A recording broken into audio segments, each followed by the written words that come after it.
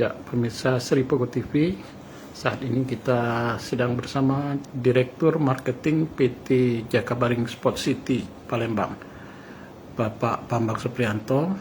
Beliau Direktur Marketing JSC yang selaku pengelola kawasan olahraga di Jakabaring. Seperti diketahui, kawasan ini diberikan kepercayaan untuk membantu untuk penanganan isolasi mandiri atau isoman warga yang terdampak COVID-19. Pak Bambang, bisa dijelaskan Jakabaring kalau di Jakarta kan mengalami banyak lonjakan pasien, Pak ya. Kalau untuk di kita sendiri Wisma Atlet Jakabaring Sport City ini, Pak, gimana Pak perkembangannya, Pak? Oke, terima kasih.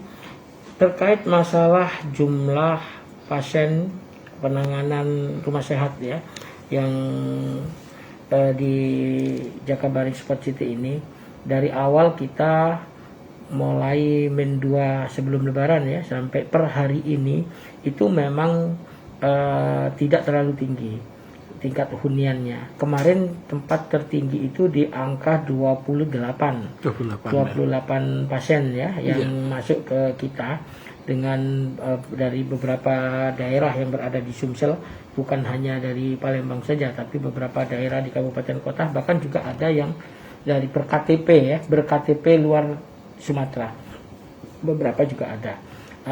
Saat ini ya terkait dengan beberapa daerah sekitar, yakni terutama Jawa Barat maupun DKI yang terjadi peningkatan, tapi alhamdulillah Sumatera Selatan secara umum ya kalau dilihat dari hunian pasien ini tidak ada kenaikan yang berarti. Per hari ini tanggal 16 ya, per tanggal 16 ada 23 pasien. 23 pasien yang kita sedang handle ya di rumah sehat ini. Tapi beberapa hari yang lalu, beberapa minggu yang lalu sempat terjadi penurunan di angka 16 sampai 15 pasien ya, tapi 2 hari ini ada kenaikan sedikit. Apa yang dipersiapkan pengelola Pak untuk menghadapi kemungkinan adanya lonjakan pasien di Palembang Sumatera Selatan ini, Pak? Kita tidak berharap adanya lonjakan ya, itu yang kita harapkan. Mudah-mudahan tidak berefek ataupun berdampak ke wilayah kita ya. Tapi sebagai antisipasi kita tetap sesuai arahan kita akan menyiapkan tower yang ada di belakang, yakni yang di tower 8 sama tower 7. 2 tower itu kita persiapkan. Tapi sampai saat ini hanya 1 tower yang masih terpakai. Karena kapasitas dari setiap tower itu kan 64 kamar ya. Daya tampungnya bisa 120 orang. Sedangkan ini masih sekitar 23-an. Artinya masih 1 tower masih tercukupin, masih terhandle. Tapi 1 tower lagi tetap standby kapanpun seandainya diinstruksikan untuk ditatangani, kita pakai juga tower itu. Pak, kalau dihitung per rata-rata per hari atau per minggu pasien yang masuk ke Wisma Atlet ini ada berapa aja, Pak? Nah, kalau boleh tahu Pak, dari daerah mana aja, Pak? Kalau daerah yang tercatat ya ada beberapa dari Ogan Ilir, Parabumuli, Palembang, juga ada beberapa yang ber-KTP luar kota juga bahkan ada ya yang tercatat di data rumus kita. Ada yang dari ber-KTP Cirebon, ada yang ber-KTP DKI, bahkan ada yang ber-KTP dari Jambi dan Riau. Nah ini kita kan tidak tahu trackingnya karena itu adalah domainnya dinas kesehatan ya. Nah, kita kan hanya menerima saja ini ya. Jadi kalau per harinya itu Pak rata-rata per hari ya rata-rata, karena pasien ini kan tidak harus sehari masuk terus banyak berkunjung, tidak, karena kan ada di sini kan isolasi minimal mereka ini 1 minggu sampai 10 hari kan. Oh gitu Pak. Jadi mereka ini kita rawat sampai 1 hari, kadang sehari cuma masuk 1, kadang sehari nggak masuk, kadang kalau pas awal-awal dulu ya sempat masuk berombongan ya, memang langsung banyak gitu angka itu. Jadi kalau untuk gelombangnya kan tidak check in check out ya, tidak kayak hotel ini tidak, tapi check in agak panjang ini kan jumlah pasiennya ini kan, makanya sampai per hari ini aja hanya 23 kok yang terdata itu. Pak, barangkali masyarakat kan yang awam pengen tahu Pak, apa sih perlakuan terhadap pasien yang diisolasi di Wisma Atlet ini Pak?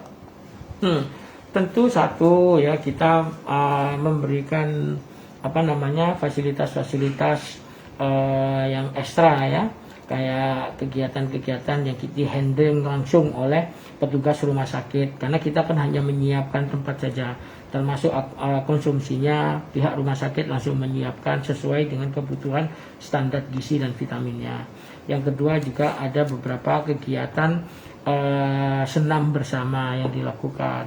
Terus yang ketiga juga ada psikolog yang memang datang untuk ke pasien situ. Dan yang keempat ada grup WA group yang dibentuk WA group yang dibentuk yang ada di situ sesama pasien dan juga sama koordinator petugas medis yang ada di situ. Jadi kalau ada keluhan ada apa segera dan cepat ditangani. Nah, barangkali mungkin masyarakat juga pengen tahu Pak, apakah bayar atau gimana gitu Pak? Mungkin kosnya berapa rupiah sih Pak pasien yang harus keluarkan untuk setiap pasien Kalau untuk berapa nilai atau kosnya kan kita ini ditugaskan ya, penugasan dari Pemprov ke kami. Kami kan nanti masih berkoordinasi dengan pihak rumah sakit. Dalam hal ini dinas kesehatan. Karena yang membawa ke sini harus ada rekomendasi dari rumah sakit. Jadi tidak bisa pasien itu langsung masuk ke kami, tidak bisa. Tapi atas rekomendasi dari rumah sakit ataupun puskesmas terdekat yang akan dikoordinasikan dengan petugas yang ada jaga di sini. Artinya JSC sendiri kerjasamanya dengan kita penyedia kamar saja. Penyedia kamar kita penyedia kamar saja. Artinya kita dibayar juga Pak oleh dinas kesehatan. Dinas kesehatan itu Pak. Dinas kesehatan. Oke Pak. Terus Pak, apakah pengelola sudah membuka Pak kawasan kita nih ini seperti sedia kala atau belum ya Pak? Kalau untuk kawasan secara umum ya, yang kita buka hanya untuk kegiatan berolahraga saja.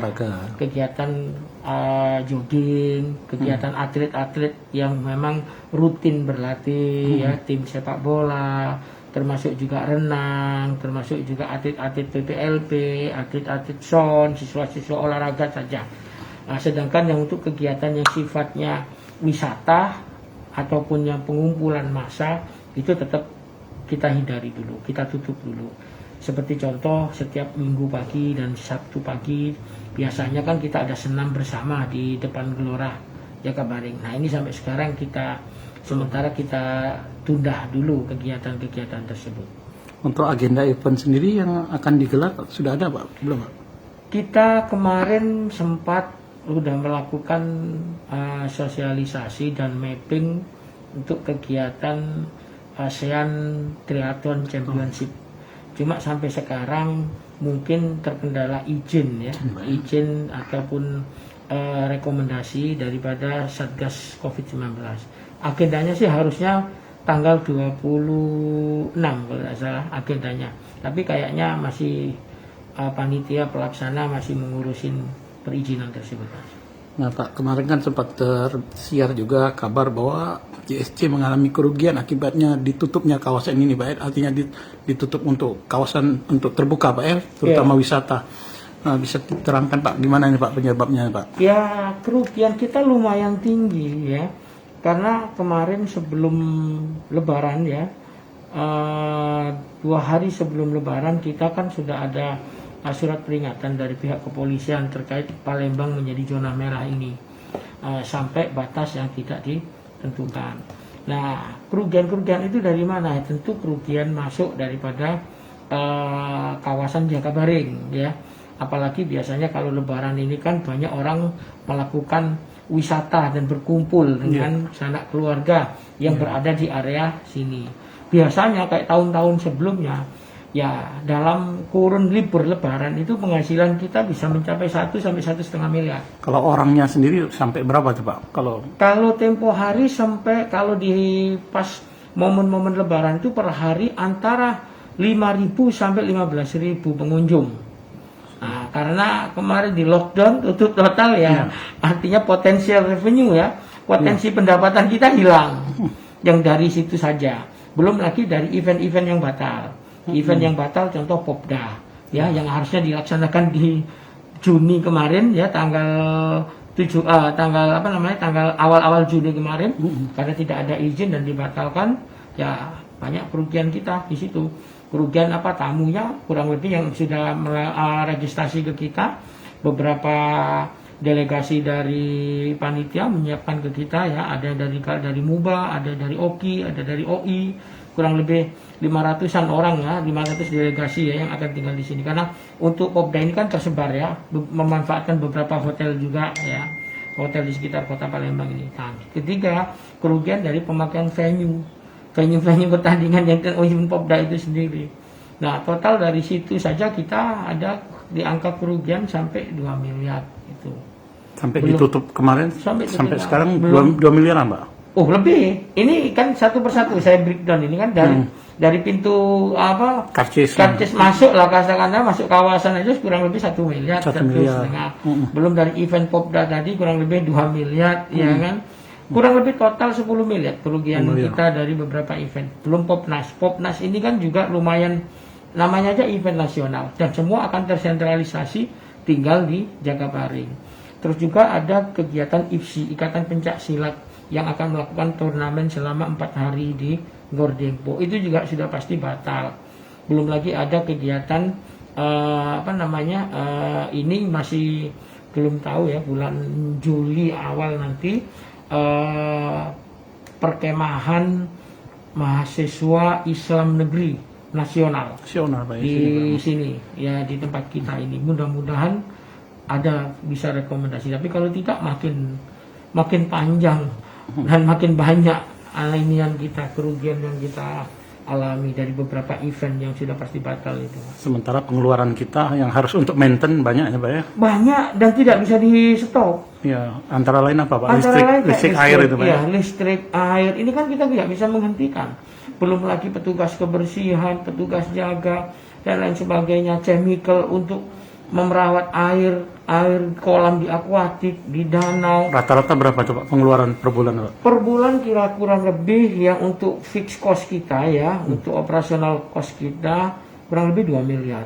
Itu sudah termasuk biaya listrik, air, honor pegawai, termasuk juga pembelanjaan untuk chemical. Karena begini Mas, lantai ini kita punya kamar aja 978 kamar. Iya kan? Ya. Kamar-kamar kita ini kan semuanya harus dirawat. Lantainya kalau dipel saja kan ya lengket lah Pak. Lengket pasti, dan juga akan menimbulkan dan mengundang baunya, lalat dan bau. Iya kan? Tapi kalau kita rawat dengan chemical dan lain sebagainya, akhirnya ya segala kutu dan lain sebagainya itu hilang, karena itu memang standar daripada perawatan. Belum lagi kita perawatan untuk kamar ya, spray, sarung bantal, sarung guling, bed cover. Bayangkan Mas, kita punya 978 kamar kali 4, hampir 4.000 yang harus kita maintain situ. Itu kan cost semua, biaya semua, dan itu tidak bisa dihentikan. Listrik juga kita tidak bisa mematikan atau memadamkan, ya kan, karena itu kebutuhan itu harus kita tetap kita optimalisasi di situ. Ya kita berharap agar masyarakat juga sama-sama mematuhi prokes, ke kegiatan-kegiatan keolahragaan, kegiatan-kegiatan yang lain bisa segera hidup kembali. Itu harapan kami Mas. Pak, dalam hal ini untuk mensiasati dari antara cost kita dengan income kita tadi Pak, gimana Pak untuk menutupinya atau mensiasatnya gimana Pak?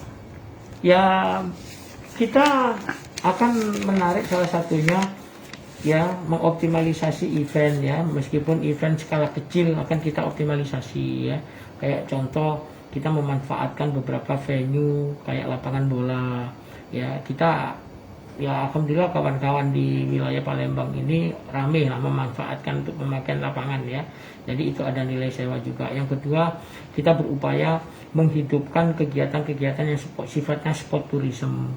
Nah ini kita sudah bangun arena berkuda.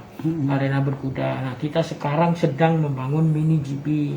Lahan yang di depan rumah-rumah ibadah itu. Nah, di situ akan kita bangun kerjasama dengan pihak ketiga dengan harapan yang event-event tadi batal, nah, kita mendapat pemasukan dari beberapa kegiatan sport tourism yang kita bentuk, kita bangun baru ini. Oke. Terima kasih Pak Bambang atas waktunya. Ya. Siap, sama-sama.